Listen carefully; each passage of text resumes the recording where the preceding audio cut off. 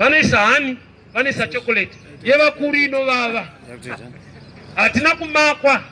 Inyaya understanding yonzo vati kana munhu akura ano respecta utano darika entertainment. Uchivava kuchingona ende tamushi. But mfana ukavava nukanda sa doctor anovhaisa tu chocolate mbichana. Isimakura mazuva takakura mushonga wechikosoro wateni pepo so wainaka. Zvokuti vamwe wako vakapiwa vachikosora waitozonyepera kukosora kuti unwewo. Waiza kuti unzi mpei. Unoza ndiri kuruza.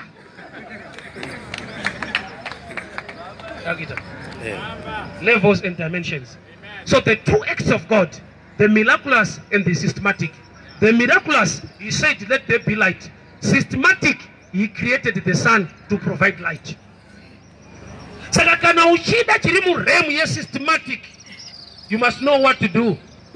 Kana uchida ku benefit am systematic, so chona kwa ni solar power.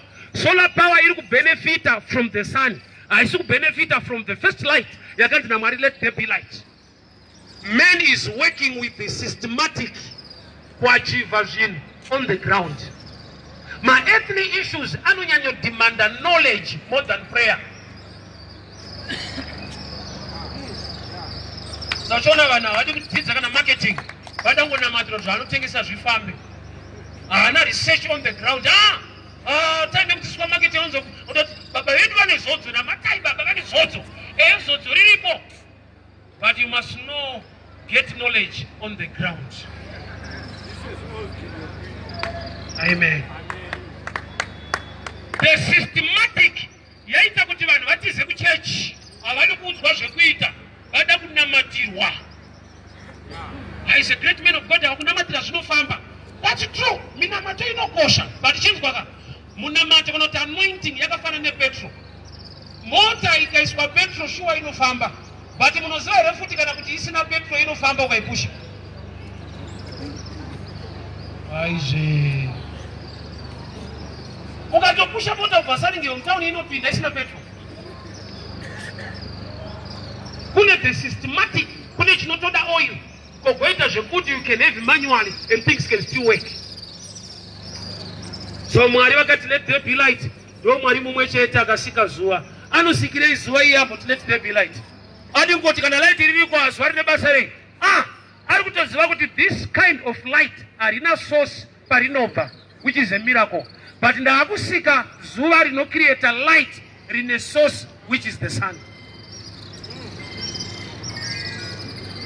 Source ya achievement by my earthly issues anoto demand academic knowledge, discipline, understanding. Discipline now, unachaona understand academically, unachaona uziwa. Ulungoti I believe God for a miracle. Kune imwe miracle yekuti anotodzivisa Mwari wacho kuti iitike ndiwe. Okay, I'll help you this way. Pakanzi kune murume ari kumusoro. Vanhu vangopiwa warning. Kune mumwe afamba achirepa vanhu achipanu pamiri kumusoro. Vanopanika panapa kana zvataurwa vakadzi. Nokuti ndo vanoita nhumbu. Murume kana whether wakangwara hauna haumitisiki. Your nature is your defense. Systematically you are defended. Kana pakaita munhu ari kumitisa vanhu sterek, iwe hauna kana pressure nazvo. Hakukwanisi. Kana akatotry hazviite. Why? Your system yakatokupa an answer already. There are systems on the ground we need to know. There is knowledge we need to acquire. Vanhu vari kunamatirwa ende vanhu vanzwa kuchinja machechi. Pastor wacho anenge ana power. Takaenda uya ana power. Kune zviri muremu yemiracle. Kogoita zviri muremu iri systematic. 1 Kings chapter 17 verse 45. Murume anonzi Elijah anamata pagomo. Ataura kuti ndiri kunzwa kupinda kwemvura zhinji. Akapfugama akanamata. Akawana revelation yekunzi tuma muranda anotaridza towards the sea. Sea water imvura yakanaya. Iye ati ndiri kunzwa kupinda kwemvura ichanaya. Rain ndo mvura ichanaya. Water imvura yakanaya. But pati ndanzwa kupinda kwemvura zhinji, which is rain. Aifanira kutarisa mudenga kuti uchaona makore uchaona pachiitika zvakati. But akatuma munhu by revelation yekuziva kuti kune chinonzi water cycle. Vazhinji vanhu vanobvunza kuti mvura inobva kudenga. inobva mudenga. Rimwe dai taisavhela kuenda kuSouth Africa iri mundege. Remu yatava tiri kwakusinganayi makore anga ari pasi. Ndopandakaziva kuti mvura ibve kudenga inobva mudenga. Asauziva. Ukapinda mundege kaona kwamunoenda kuchinzi kuri kunaya. Munotozonaya kutodzika pakunomhara nokuti munoenda above the clouds. Saka uyu paakati ndiri kunzwa kupinda kwemvura zhinji akatuma munhu kunotarisa kumvura yakanaya, sea water, achiti pane mvura ichanaya. Kuda kuti ari kuti there is already a connection yezvinhu zvakaitwa pane zvinhu zvinoda kuitwa. Kuda kuti zvakaitwa kudhara pakava newater vapor zvikarilisa maclouds akazara, mvura inoturuka, kune water cycle which is a system. Nyangwe anamata akacheka the system in the cycle. Kureva kuti kana parinoti muranda paakadzoka ati ndaona chinenge chibhakera like a man's fist rising from the sea. A man's fist chibhakera chinorepresenta kubata. In other words, ivhangeri rinotaura kwatiri spiritually kuti zvinobatwa nemunhu zvinokonekta zvaanoda kuitirwa naMwari. Ndaona chinenge chibhakera like a man's fist rising from the sea. Mvura inonaya, it falls, it does not rise. But ari kuti ndaona like a man's fist rising. Kuti there are systems ekuti as long pane chaita rise, automatically something will fall. Kana pasina chaita rise, forget about what will fall. Because it's a system. Ndaona chinenge chibhakera chichisimuka rising from the sea. Why? Vakamirei mvura ichanaya. But vari kupiwa confidence nezviri kusimuka zvichienda mudenga, iyo vakamirira zvinobva kudenga. Kurati pamwe kazhinji zvawakamirira kuti zvichaitwa nedenga zvakatomiswa nekuti pasi pacho uri kuitei. Kana Mwari achiti I'll bless the work of your hands, don't try to pray about it.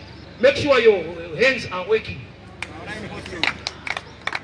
I will bless the work of your hands, not your prayer.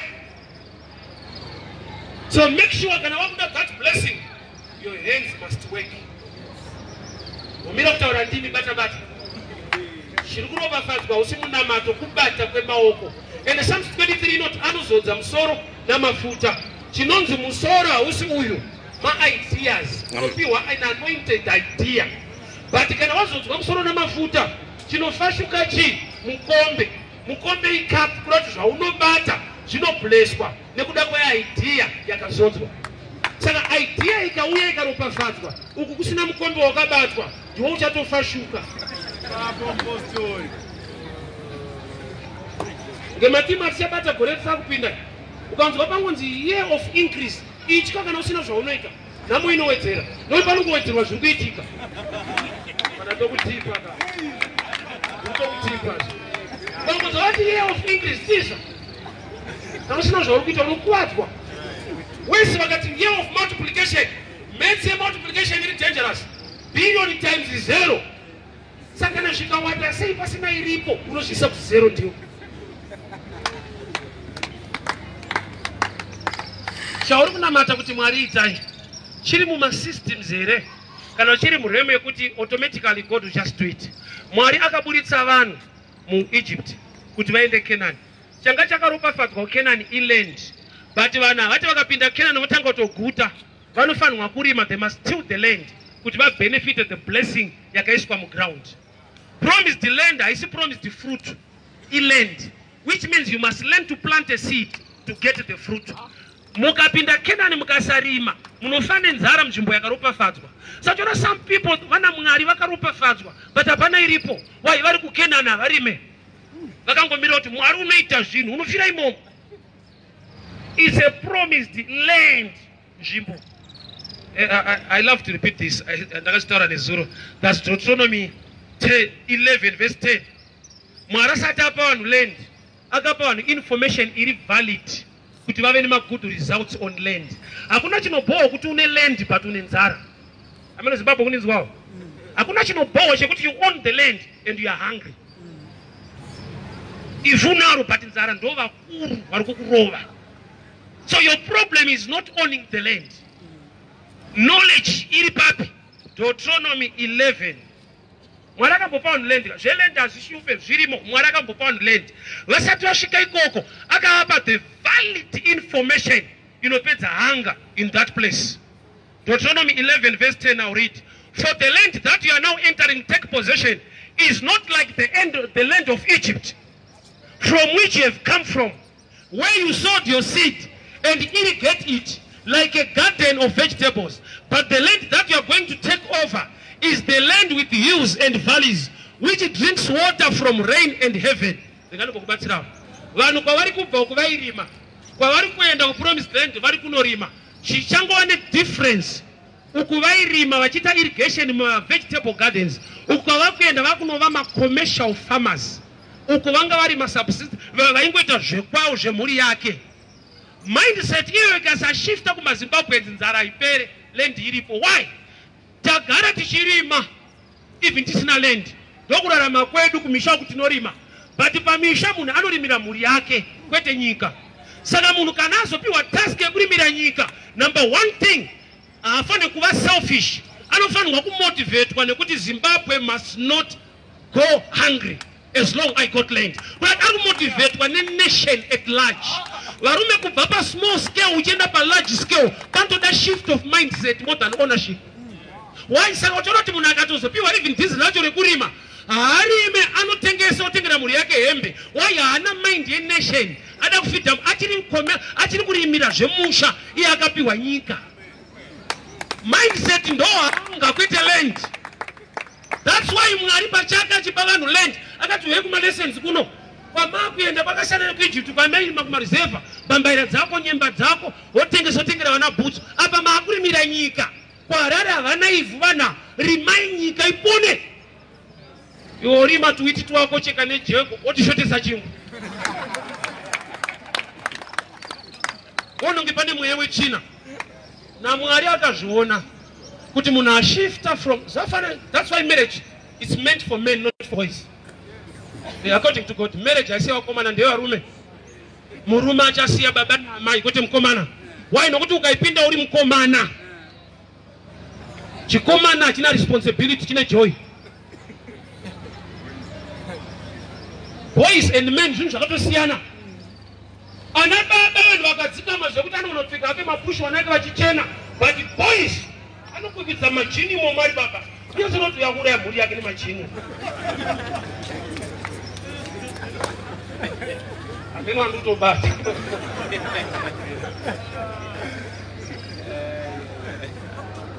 Kana one man who are responsible enough to take care of the family, kana uri boy azviite zvese zviri centered on you. Saka unoona even shamwari dzako dzikada kuenda bhora sana, havana need yekuya vachinoka kuita kushedza, anokuridza kodhi vari kunze. Iwe uri mumba nemukadzi unotodaira uchiri mufesi, and unotobheja kuti kwese kwaenda Dubai ndoenda ione mhuri. It's not meant for boys, it's meant for men. Why? Boys and men need difference in mindset. Kwete ndebvu umukati umu nokuti kune madhara boys kuti ka madhara jonzo ane vazukuru vaonoti boys retona. Ishift your mindset kwete age. So the acts of God are in two dimensions. He acts in the miraculous way. That's why akasika munhu kubva kuivhu, but ada kusika mukadzi wemunhu akadhila nemunhu wacho. It's now a system. Pane source yekutora mbabvu yemunhu, but pekutanga pana Adam apatorwe mbabvu kuunganidza mavhu. Zvireva kuti kune level yaMwari ye-creative ability, kogoita level yaMwari yekuti he forms things from the systems. Zvizhinji zviri panyika zviri mu-systematic form, ende vanhu vari kuzvipinza mugomo vachizvitsvaka. Mukadzi akanaka anobva kuna Mwari, munotoenda mugomo. Mwari uchiburuka imomo umuwane. Why? Wakatadza kuri balance systematic. Mukadzi akanaka anobva kuna Mwari asanowanikwa kumaraini kwavo, utoenda kumufakosi. Imbomira kuenda mugomo, enda kurokesheni. Wakwavari havasi mugomo. Why? They are now in a systematic level.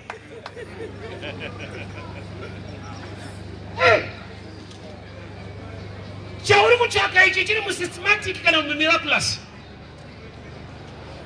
Wese andichavundikana, I believe God for a miracle. Sometimes you must believe God for instructions so that you know what to do. Yakuba John chapter 9. munhu akasangana naje akaonekwa najesu ari bofu haana kuona paakaonana najesu akaudzwa kwekuenda akazodzoka achiona kurati pamwe pacho jesu haakuporesa anokupa instruction yokuti ukaita unopora. Luke 11:17 varume 10 mapere mbudzi vakati mwanakomana waDhavhidhi tinzwirei ngoni. Jesu haana kuti mapora kondora vaida kavanorwara, but Jesu akati kuti go and show yourself to the priest. It's an instruction assignment. But vari murodhi kuenda ndopa vakaona kuti vapora kurati kune imwe healing isingade kunzi you are healed. Inoda kuudzwa zvekuita, then you discover your healing. Saka uchiona pane zvawakatonzi ita hauite nokuti une mesi pamwe pacho ipapa ndinoona unzwa ngejesu akaita off topic vati tinzwirei ngoni kwete titumei sandanga hanzwe vanhu vari kuda tsitsi yako vapa basi. Go and show yourself. Ari off topic, but more off topic imomo vakadiscover healing yavo. Let me warn you and help you. Mwari havataure zvaunoda, vanotaura zvavanoda kuti ude, nokuti ndo zvakakunakira udarika zvaunoda. Mwari havataure, vanhu vakamborumwa nenyoka murenje vakati Moses taura Mwari wakabvisa nyoka. Ivo ndo vari musango murenje vari kurumwa nenyoka.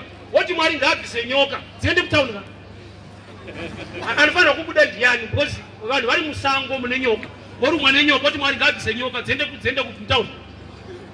Saka Mwari akati aiwa imi mji mutori kumaraini kwenyoka, saka tautongogadzira imwe ngadzizowanda ndokumaraini kwake. Moses gadzira imwe. Moses ndokubvaisa nyoka padanda. Vanhu vakanzi ukatarisa nyoka iri padanda unorarama haufi. Vhangeri uri rasina kuchipa bhururu uri kunzi ignore dziri kufamba idzi, tarisai isingafambe. Endedza uri kunzi ignore pamwe pacho yatombokumonerera kuko wanzi siyana nazo tarisawo. Saka pane vhangeri rekuti isafocus pana Kristu ka iwo zvati dhora rashuta wanzi siyana nazo zveikonomi siyana nazo tarisa pamuchinjikwa wanzi wati randi marava vachaita kuti asiyana nazo. Vhangeri zvokuti handina kuchipa zvekuti uri kuita mari isiyana nazo tarisa pana Kristu. Nezoti 10 kg payava vanifundisa vari kuti tambai makatarisa pana Kristu atasema price. Saka pavakatarisa panyoka iri padanda vakararama. Ukaverenga zvakanaka Mwari haana kubvisa nyoka, akabvisa mari dzavo dzari negative. Vaiti vakarumwa vaifa, but pavakatarisa nyoka iri padanda havana kufa.